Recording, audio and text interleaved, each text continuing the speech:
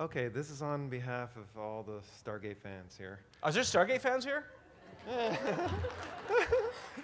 Oh, Don't leave me up here alone. I was wondering, is there any Stargate projects going to be underway? Oh, goodness, that's a great question. It's been a long time since they've had any projects, right? It's ripe for the next generation, isn't it? Yes.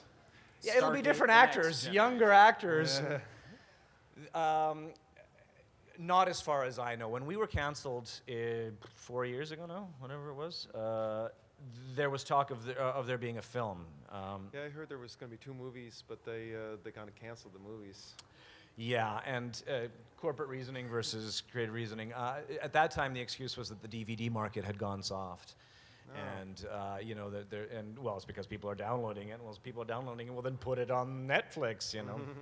I don't think Netflix was around back then. Or maybe it was anyways, it was in its infancy. I lost the train here. Oh, yeah, future. Sorry, of future Stargate. projects, So those are the reasons for why it didn't go, and that just fizzled and went.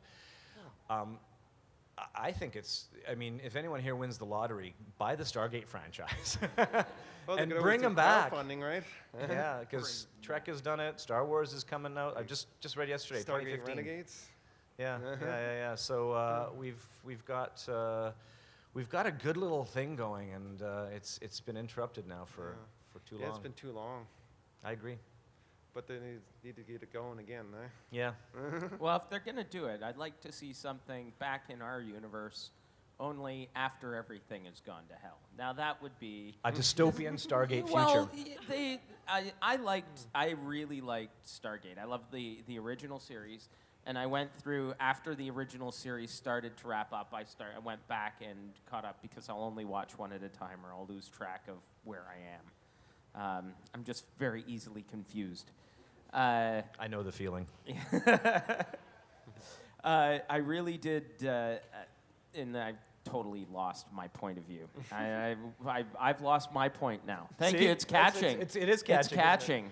No, the Stargate franchise had a great mix of anthropology, sociology, cosmology, all of the, I mean, it blended mythology into it, Egyptian mythology.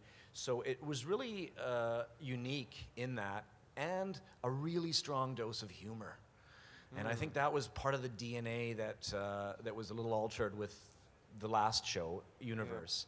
Yeah. But the first 2 ones had a real sort of swashbuckling kind of devil-may-care kind of attitude about it, which I think people responded to because, again, it's a story in space. We all know that we're watching a fantasy in space. Yeah. So to make fun of it, to make fun of peril is just something that kind of, that's why, you know, I guess Star Wars also sets itself up to sort of, you know, people making fun of it because it takes itself very seriously, right? And I think if you're a sci-fi show and you take yourself a little too seriously, then you do set yourself up for humor, because we know what's going on here, right? You know, it's like you're watching theater. You know that this is a fantasy that's being played out. So anytime you can break that fourth wall and sort of go, this is crazy, isn't it? People respond to that, and I think Stargate had that. Yeah, with the universe there, they only went 2 seasons, and I was kind of disappointed because I was really getting into the series. Yeah, and it's like, yeah. oof. That's the unfortunate thing about that, is as soon as a character is developed, and they start to change it. Yeah. We have another question behind you. Hello again. Hello Well, again. if you have another question, you can line up again. Sort of more of a personal-ish question. Yesterday, you and I met at the airport, and Yes, indeed. I get starstruck still very easily. You probably couldn't tell. Who did you meet? I met you. Oh, I'm starstruck now, but it just looks exactly the same as every other time. So. Don't be. I don't know what to say about that. it's my question is there anybody who strikes you in the star world? When Homer Simpson came on set, I could barely talk to him. I was so chuffed. It's like everything I could do is, Donut? Donut? Yeah, exactly. And he was at the craft services with their donuts there. Dan Castellaneta. That was a little,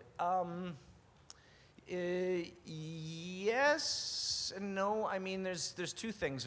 There's I guess if you meet someone on the street, then it's a kind of an awkward, hey, I know a lot about you, but how do I express that to you in an awkward 5-second moment waiting for the light to change or an elevator? And that's kind of the weird thing. That's where you guys have us at a disadvantage, is because it's a one-way mirror, right? You see us, but we don't know who you are. It's nice to meet you, but it takes that process, right, to get to know someone, to talk to oh, you're from here, you're from that, and these are characters that you know are in your living room, right? And I've realized the power of that is that you become friends with a lot of people, and it's a one-way thing. So I guess you get nervous with that because you have half of the friendship, but the other half isn't there.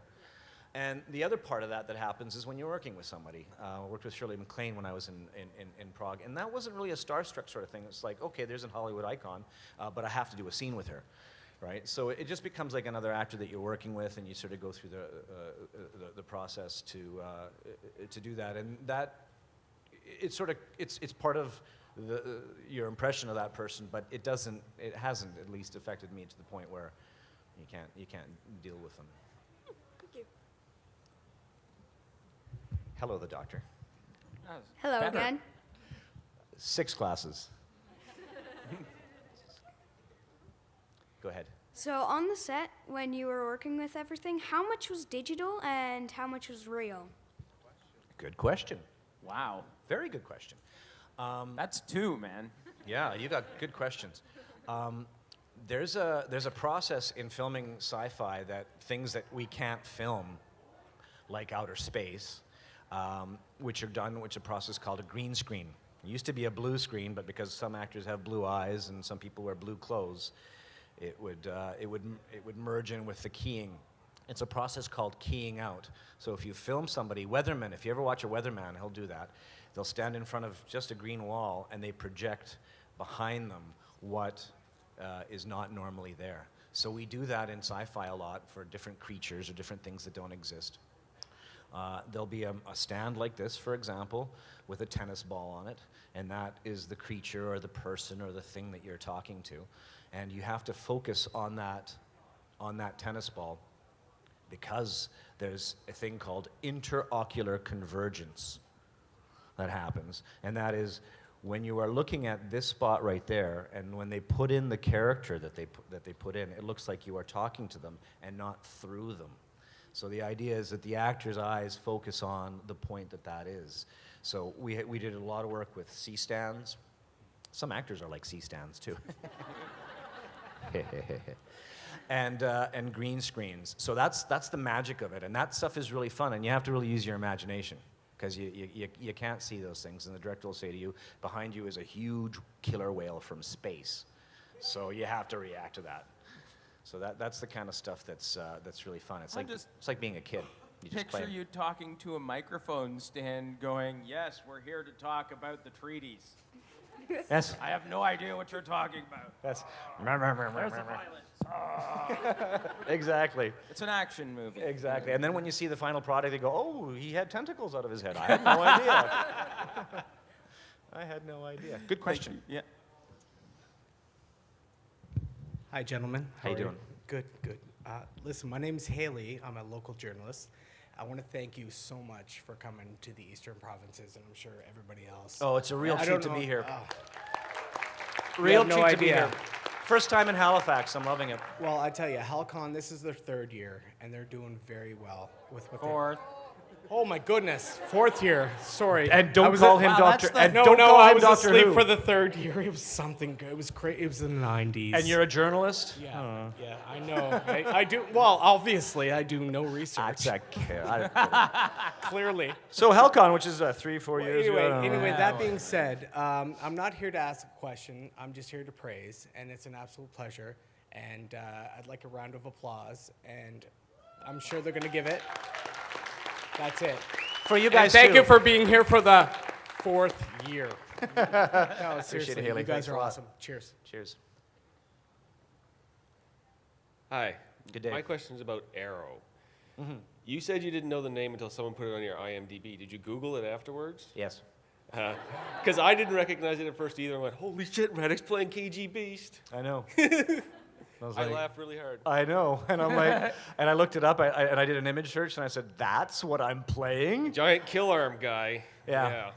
So, yeah. Well, Arrow's taken some liberties. Yeah, for now. So, yeah, and I guess so. I can't talk about it because I honestly don't know. Oh, You I can torture. understand. Yeah, I have no idea. I didn't even know that that's what's on the table. And I mean, it's on IMDb, so I'm really curious as to what happens. I've shot 2 episodes. There's a 3rd one coming, and there's indications of others, but literally that's all I know. And it's incredibly frustrating. Thanks. Try paying a mortgage with that information. No, seriously, I've Seriously. got another episode coming up. Yeah. Yeah. Yeah, Bank of Montreal. I think I'll be working. Oh, that's okay. You were on Atlantis. You've got a pass. Yes, here, have a house. That's the way we do it in Vancouver. Houses are so cheap there. So,